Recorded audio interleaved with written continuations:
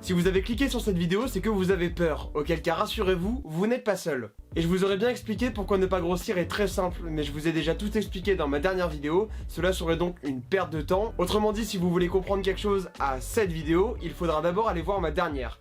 Ce que je vous propose donc, c'est de mettre pause sur celle-là, d'aller voir ma dernière, puis de revenir. Allez, j'attends. C'est bon, on peut y aller là ? Bien. Avoir peur de grossir à Noël est quelque chose de tout à fait normal et naturel. Vous allez vous empiffrer à longueur de journée de bûches de Noël et autres pâtisseries, et cette semaine en famille pourrait vous être littéralement fatale, à la minute même où vous allez franchir le palier chez votre grand-mère, pour lui vider ses placards. Mais rassurez-vous, j'ai quelques solutions à vous proposer, qui pourraient vous permettre de ne pas passer de l'âne à Shrek en même pas une semaine. Oh la vache, qu'est-ce que je me fais braire! Mais avant de vous donner ces solutions, et je le fais pas souvent, je vous invite à vous abonner à la chaîne, à activer la cloche des notifications et à partager mon contenu s'il vous intéresse et vous plaît. Ce sont des petits gestes très simples et que vous entendez constamment, mais ça m'aide vraiment énormément à me développer. Et oui, car derrière toutes ces vidéos, il y a de l'écriture, du montage, de la post-production, de la mise en avant sur les réseaux sociaux. Ça peut paraître simple, mais tout ça représente énormément de travail. Et si ce sont des vidéos qui vous intéressent et vous plaisent, il n'y a rien de mieux pour m'aider que de les mettre en avant en les partageant avec vos proches ou en faisant tout ce que je viens de vous dire. Merci à vous d'avance, et d'ailleurs merci à ceux qui l'ont déjà fait également. Et maintenant revenons-en au sujet de la vidéo, et commençons tout de suite avec le premier conseil.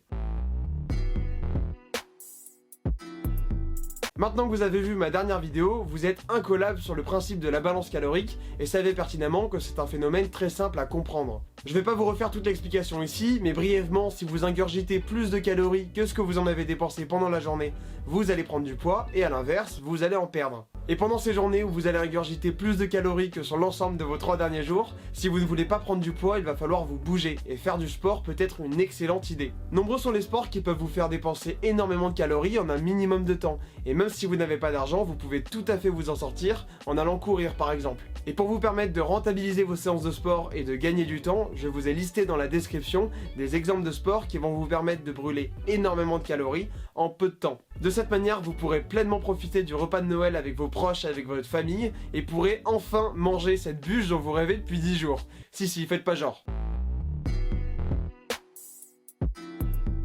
Une bonne manière de ne pas vous enfiler des milliers de calories au cours de ces journées où vous allez vous goinfrer pourrait être de ne pas prendre de petit déjeuner. En effet, si vous avez l'habitude de vous lever et d'aller manger des tartines à la confiture, au beurre ou au Nutella, vous mangez facilement plusieurs centaines de calories. Et dans cette vidéo, nous admettons que vous allez manger entre guillemets comme tout le monde, pendant les repas importants comme celui du réveillon par exemple. Il vous faut donc trouver un subterfuge pour compenser ces excès caloriques. Et quoi de mieux que de jeûner pour économiser des calories? Les calories en trop que vous aurez mangées au cours de ces repas importants seront compensées par les calories que vous n'aurez pas mangées comme à votre habitude au petit déjeuner. Facile, non? Et si vous vous sentez vraiment incapable de jeûner, prenez un petit déjeuner, mais misez sur le volume alimentaire. Autrement dit, remplissez vos assiettes avec des aliments faibles en calories, et de cette manière vous n'aurez plus faim, alors même que vous avez mangé vraiment peu de calories. Ainsi, et grâce à ce processus, vous allez atteindre facilement le seuil de satiété, sans avoir pour autant explosé les calories de votre journée, simplement avec le petit-déj. Si vous pensez qu'il sera impossible pour vous de compenser le jour même, pourquoi ne pas compenser sur votre semaine? En partant du principe que vos journées de Noël seront forcément des surplus caloriques, les autres jours de la semaine n'ont pas forcément à l'être, et vous pourriez tout à fait être en déficit calorique les jours précédents. Combien de jours précisément, je ne sais pas, peut-être 1 ou 2, mais au moins 1 où je vous préconise une nouvelle fois de miser sur le volume alimentaire. Privilégiez donc les soupes, les fruits et légumes ou même les compotes sans sucre ajouté, et passez-vous pour une fois de vos 3 ou 4 carrés de chocolat habituels que vous allez pouvoir manger plus tard. Ça peut paraître con, mais je vous rappelle que le principe de la balance calorique est applicable à une période et pas forcément à une journée. Ça peut donc être sur votre semaine, raison pour laquelle vous pourriez tout à fait miser sur des jours bas en calories pour compenser ces jours où vous allez vraiment beaucoup consommer. Allez, un dernier petit conseil parce que je suis sympa. Dans cette vidéo, nous avons évoqué des journées très hautes en calories parce que nous sommes partis du principe que vous alliez littéralement vous exploser le ventre.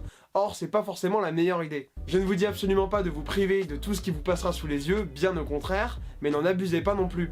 Noël est avant tout une fête où vous êtes là pour pleinement profiter de votre famille, rigoler et passer des bons moments. Bien manger c'est cool, mais ça c'est quelque chose que vous pouvez faire toute l'année et vous n'avez pas besoin de Noël pour avoir de la bonne bouffe sous les yeux. Ne sacralisez donc pas tous ces repas et faites-en des repas ordinaires, en tout cas en ce qui concerne vos assiettes. Sur votre lit de mort, vous allez vous souvenir des moments passés avec votre famille, pas de la dinde que vous avez mangée il y a 36 ans. Voilà donc pour cette vidéo des meilleurs conseils pour ne pas grossir à Noël, et si l'un d'entre eux vous a été utile, je vous invite à me le faire savoir en commentaire. N'hésitez pas non plus à partager cette vidéo à vos proches si vous pensez qu'elle pourrait leur servir. Allez, moi je vous laisse, je vais chercher des idées de recettes. Merci à tous, c'était Raphaël Franck pour Salut les sportifs, ciao.